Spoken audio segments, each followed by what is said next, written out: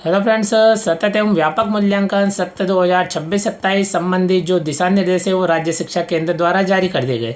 यानी मासिक टेस्ट से लेके अर्धवार्षिक परीक्षा, वार्षिक मूल्यांकन संबंधी जितने भी दिशा निर्देश होते हैं साथियों, राज्य शिक्षा केंद्र द्वारा एक पत्र के माध्यम से जारी किए जाते हैं साथियों। और वह पत्र जारी कर दिया है जिसमें आप देखेंगे तो स्पष्ट लिखा हुआ है कि सतत एवं व्यापक मूल्यांकन संबंधी दिशा निर्देश। साथियों, आज के वीडियो में हम बात करने वाले हैं कि कौन कौन से माह में मासिक टेस्ट होना है और कौन से माह से मासिक टेस्ट प्रारंभ होना है। तो साथियों, जुलाई माह से मासिक टेस्ट प्रारंभ हो जाते हैं। तो मासिक टेस्ट संबंधी जो संपूर्ण दिशा निर्देश है वो देख लेते हैं कि कक्षा 1 से लेकर 8 तक में से कौन सी कक्षाओं में मासिक मूल्यांकन होगा और कौन सी कक्षाओं में मासिक मूल्यांकन नहीं होगा।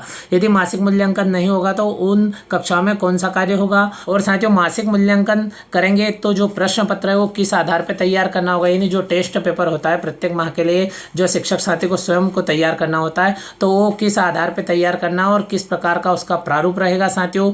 यानी साथियों, जो प्रश्नों का स्तर है वो किस हिसाब का रहेगा साथियों। यानी मासिक टेस्ट से संबंधित संपूर्ण दिशा निर्देश को देख लेते हैं जो कि अत्यंत आवश्यक है साथियों। तो इसी क्रम में राज्य शिक्षा केंद्र द्वारा जो जारी किया गया पत्र है जिसमें सतत एवं व्यापक मूल्यांकन सत्र 2026-27 संबंधित दिशा निर्देश है वो देख लेते हैं साथियों। आप स्क्रीन पर देख सकते हो ये वही पत्र है जिसकी हम बात कर रहे हैं और 13/7/2026 को जारी किया गया है साथियों राज्य शिक्षा केंद्र द्वारा। और विषय में आप देखेंगे तो स्पष्ट हो जाएगा कि सतत एवं व्यापक मूल्यांकन सत्र 2026-27 हेतु कार्यकारी निर्देश जारी करने विषयक। तो इस प्रकार से आप देख सकते हो साथियों। अब यहाँ पे देखेंगे तो दिया गया है कि विषय अंतर्गत लेख है कि निःशुल्क एवं अनिवार्य बाल शिक्षा का अधिकार अधिनियम 2009 अंतर्गत सत्र 2026-27 हेतु कक्षा 1 से 8वीं में अध्ययनरत विद्यार्थियों के लिए सतत एवं व्यापक मूल्यांकन संबंधी प्रमुख दिशा निर्देश निम्नानुसार है। नंबर 1 में यहाँ पे दिया गया मासिक मूल्यांकन। तो साथियों, मासिक मूल्यांकन या ये कह सकते हैं मासिक टेस्ट संबंधी दिशा निर्देश। कक्षा शिक्षण के दौरान सतत व्यापक मूल्यांकन अंतर्गत मासिक मूल्यांकन निम्नानुसार किया जाएगा। नंबर 1 में देखेंगे तो इसका पहला निर्देश है 1.1 कक्षा 1 एवं 2 में पृथक से मासिक मूल्यांकन नहीं किया जाए। इन कक्षाओं में FLN आधारित साप्ताहिक एवं आवधिक आकलन विषयवार निर्धारित योजना अनुसार किया जाए। यानी कि साथियों, कक्षा 1 एवं 2 के लिए जो अंकुर अभ्यास पुस्तिका प्राप्त होती है उसी के अनुसार साप्ताहिक एवं आवधिक आकलन जो चल रहा है उसी अनुसार उनका कार्य चलेगा। कक्षा 1 एवं 2 में अलग से कोई मासिक टेस्ट नहीं होगा। इसी क्रम में बात करते हैं 1.2 की कक्षा 3 से 8 तक कक्षावार सभी विषयों का मासिक मूल्यांकन निर्धारित प्रक्रिया अनुसार माह के अंतिम सप्ताह में संलग्न ब्लूप्रिंट अनुसार शाला स्तर पर किया जाए। और ब्रैकेट में देखेंगे तो परिशिष्ट 1। तो साथियों, यहाँ पे ब्लूप्रिंट दिया गया है जो परिशिष्ट 1 में हम देखेंगे साथियों। तो किस आधार पे जो प्रश्न पत्र बनाना है मासिक मूल्यांकन के लिए जो टेस्ट पेपर बनाना है वो साथियों हम बना सकते हैं। अब यहाँ पे कब होगा, तो जो माह है उस माह के अंतिम सप्ताह में होगा। तो इस प्रकार साथियों स्पष्ट हो जाता है। अब इसी क्रम में देखेंगे तो नंबर 3 दिया है यानी 1.3 वर्तमान अकादमिक सत्र में कुल 6 मासिक टेस्ट होंगे। माह जुलाई, अगस्त, सितंबर, अक्टूबर, दिसंबर व जनवरी में लिए जाएंगे। यानी साथियों स्पष्ट हो गया कि 6 माह में मासिक टेस्ट होगा, जुलाई माह से मासिक टेस्ट होना है। तो साथियों इसी क्रम में 1.4 की बात करें यानी चौथे पॉइंट की हम बात करें तो यहाँ दिया गया है कि मासिक मूल्यांकन हेतु कक्षावार प्रत्येक विषय हेतु निर्धारित मासिक पाठ्यक्रम अनुसार 10-10 अंकों के लर्निंग आउटकम से आधारित गुणवत्ता युक्त प्रश्न पत्र बनाया जाए। मूल्यांकन में मौखिक प्रश्नों को भी शामिल किया जाए। यानी साथियों 4 नंबर में स्पष्ट दिया है कि जो पूर्णांक होगा वो 10 अंकों का होगा, फिर लर्निंग आउटकम्स पर आधारित होगा और गुणवत्ता युक्त होगा। यानी जो टेस्ट पेपर बनाया जाएगा वो मूल्यांकन में मौखिक प्रश्नों को भी शामिल करना है। इसी क्रम में 1.5 की बात करें तो मासिक मूल्यांकन की उत्तर पुस्तिकाओं की जाँच करते समय विद्यार्थी की कॉपी में त्रुटियों पर लाल पेन से गोला लगाकर सुधार भी किया जाए। त्रुटियों के बारे में विद्यार्थियों को व्यक्तिगत फीडबैक टिप देकर पुनः अभ्यास कराए। यानी साथियों मासिक टेस्ट होने के बाद में जो उत्तर पुस्तिका चेक की जाती है तो वहाँ पे केवल नंबर देके नहीं छोड़ना है, क्योंकि इसमें बताया गया है कि उनकी त्रुटि है तो उस त्रुटि पर लाल पेन से गोला लगाकर और जो उसके लिए सुधार है यानी जो सही है वो चीज़ बच्चों को बताई जाए और त्रुटि के बारे में विद्यार्थी को फीडबैक भी प्रदान किया जाए। इसी क्रम में बात करते हैं छठे पॉइंट की यानी 1.6 मासिक टेस्ट संबंधी समस्त अभिलेख शाला स्तर पर कक्षा विषय शिक्षक द्वारा संधारित किए जाएंगे।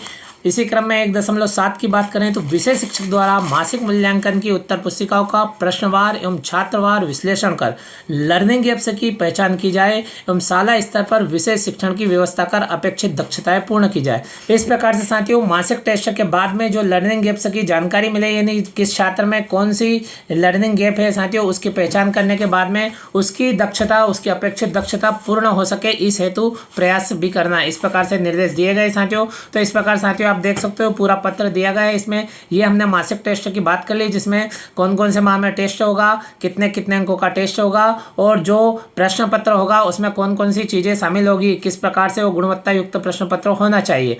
अब साथियों कक्षा 1 एवं 2 में नहीं होगा, 3 से 8 तक जुलाई माह से ही मासिक टेस्ट होना है साथियों, और समस्त निर्देश यहाँ पे देख लिए। इसी क्रम में हम देख लेते हैं जो मासिक टेस्ट के लिए जो ब्लूप्रिंट है, यानी किस आधार पे जो प्रश्न पत्र है वो बनाना है साथियों, यानी टेस्ट पेपर बनाना है साथियों। तो इसी क्रम में इसी पीडीएफ में हम देखेंगे परिशिष्ट 1 को, जहाँ पे संपूर्ण दिशा निर्देश दिए गए हैं, यानी वहाँ पे अंक विभाजन दिया गया है, प्रश्नों का प्रकार दिया गया है। तो ये आप देख सकते हो परिशिष्ट 1 पर हम आ गए साथियों। तो साथियों इसी क्रम में राइट साइड में देख सकते हो ये परिशिष्ट 1 है, जहाँ लिखा हुआ है मासिक मूल्यांकन प्रश्न पत्र का ब्लूप्रिंट है, यानी मासिक टेस्ट के लिए जो हमें पेपर बनाना है, प्रश्न पत्र बनाना, वो इस आधार पे बनेगा साथियों। ये प्रश्न पत्र का ब्लूप्रिंट है। अब साथियों यहाँ पे बात करें तो यहाँ पे कक्षा भी दी गई है साथियों, आप देख सकते हो। यहाँ पे कक्षा की बात करें तो कक्षा 3, 4 एवं 5 के लिए आप देख सकते हो प्रश्न का प्रकार। तो साथियों यहाँ पे लिखा हुआ प्रश्न का प्रकार, तो यहाँ पे वस्तुनिष्ठ प्रश्न होंगे, फिर उसमें बहुविकल्पिक होंगे। इसी प्रकार से वस्तुनिष्ठ प्रश्न होंगे, यानी रिक्त स्थान के प्रश्न होंगे,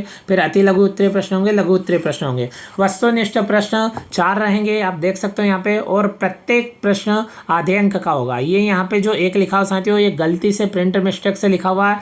इस प्रकार से आप देखेंगे तो जो वस्तुनिष्ठ प्रश्न है वो टोटल यहाँ पे 4 होंगे, और प्रत्येक प्रश्न आधे अंक का होगा, और इस प्रकार से कुल 2 अंक हो जाएंगे। इसी क्रम में हम बात करें तो रिक्त स्थान के प्रश्न होंगे, तो रिक्त स्थान संबंधी 3 प्रश्न होंगे, और प्रत्येक प्रश्न आधे अंक का होगा, इस प्रकार से 1.5 अंक हो जाएंगे। इसी प्रकार से अति लघु उत्तरीय प्रश्न 2 होंगे, और इस प्रकार से 2 प्रश्नों के 1-1 नंबर, इस प्रकार से प्रत्येक प्रश्न 1 अंक का होगा, तो इस प्रकार 2 प्रश्न के 2 अंक हो जाएंगे। और इस प्रकार से हम बात करेंगे लघु उत्तरीय की, तो लघु उत्तरीय प्रश्न 1 होगा और वो 1.5 अंक का होगा, इस प्रकार से इसका 1.5 अंक हो जाएगा। अब इन सब का आप टोटल करेंगे तो यहाँ पे 7 अंक हो जाएंगे साथियों, और 3 अंक रहेगा वो मौखिक का रहेगा, और इस प्रकार से 7 + 3 इस प्रकार से टोटल 10 हो जाएंगे। इस प्रकार से साथियों आप देख सकते हो वो मासिक टेस्ट के लिए हमें प्रश्न पत्र तैयार करना है, वो किस प्रकार का होगा आप देख सकते हो, और कितने प्रश्न होंगे और कौन कौन से प्रश्न किस आधार के रहेंगे। इसी क्रम में कक्षा 6, 7, 8 की हम बात करें तो साथियों आप देख सकते हो इसी के नीचे दिया गया है 6, 7 एवं 8 के लिए यहाँ पे विषयवार प्रश्न पत्र निर्माण करना होता है। तो वस्तुनिष्ठ प्रश्न, अब वस्तुनिष्ठ प्रश्न की हम बात करें तो 2 प्रश्न पूछे जाएंगे, और प्रत्येक प्रश्न आधे अंक का होगा, इस प्रकार से 2 प्रश्न का 1 अंक हो जाएगा।